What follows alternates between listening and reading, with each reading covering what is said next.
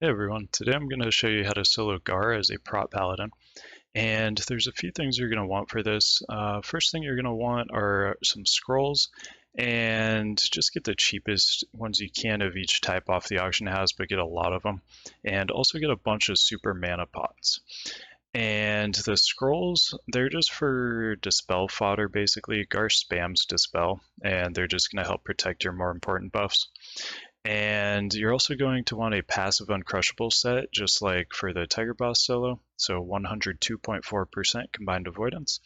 And for talents, I got Imp Devo Aura. I ended up not really using Devo Aura that much though, so you can drop those points, put them in something else, probably like Pursuit of Justice to reduce the chance to get hit by some of the spells in this fight. And also, I didn't pick up Imp Righteous Fury here because it's going to get dispelled at some point and it's not really worth the mana to put it back up.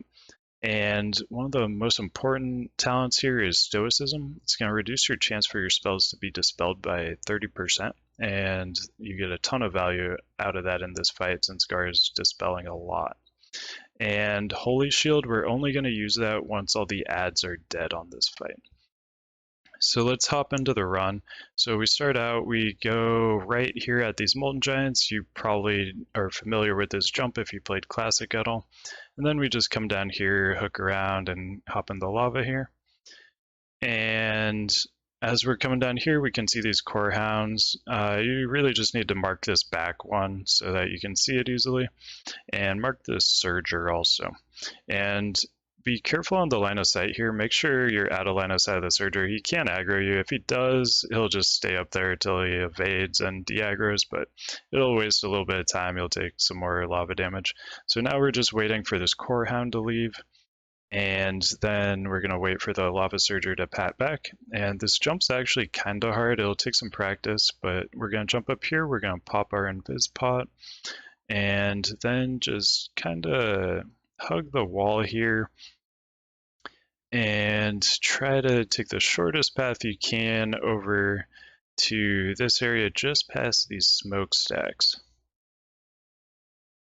So now that we're over here, we just got to go up this little hill here, and there's this dark part of the wall here. We're just going to sit here, and here you're completely safe. None of the pats are going to aggro you while you're here. You're going to be totally fine just hanging out here.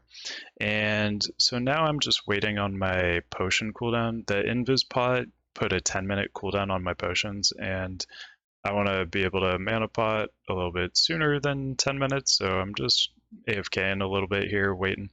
And when you see these two Core Hounds in the patrol positions they just were, that tells you that when they come back to the other side again, they're going to be in the correct spot you need them in for you to be able to sneak past them and pull Garr.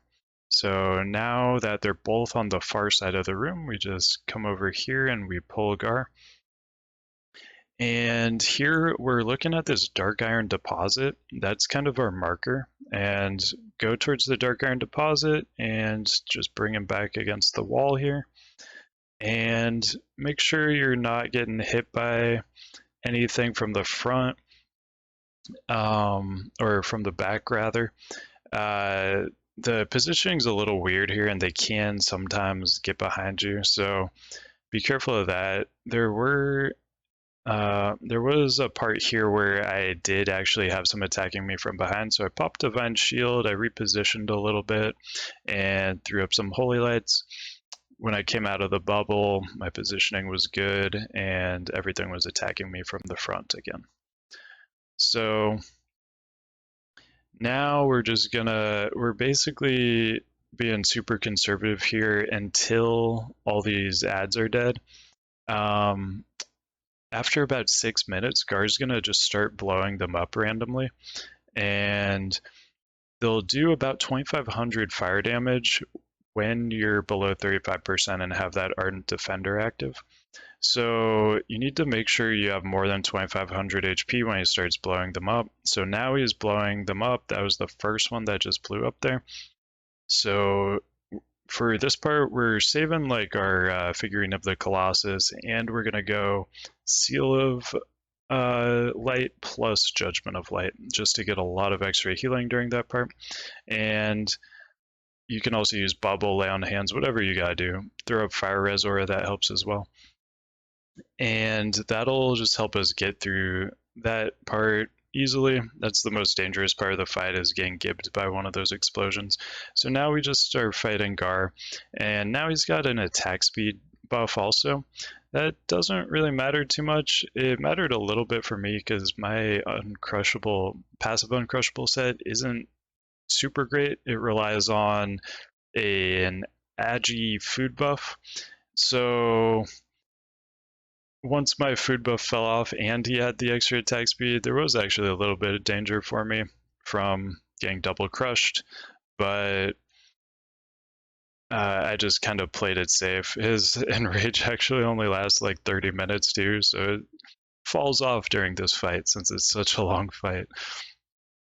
And so basically, for this whole part of the fight here, all we're really doing, we're trying to auto attack as much as we can with Seal of Righteousness up, using Holy Shield as much as we can, popping super mana pots on cooldown, and using scrolls every time he dispels one to help protect our seal, our Holy Shield, and our blessing.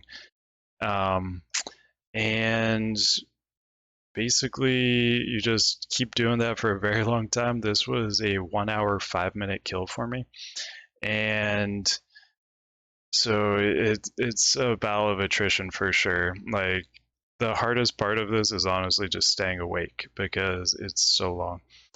But I think in the future, if I do this, it was a fun solo challenge, but in the future, I would bring 1 or 2 DPS with me because we could knock this out super quick, and it would actually be a decent farm to try to get a Thunder Fury.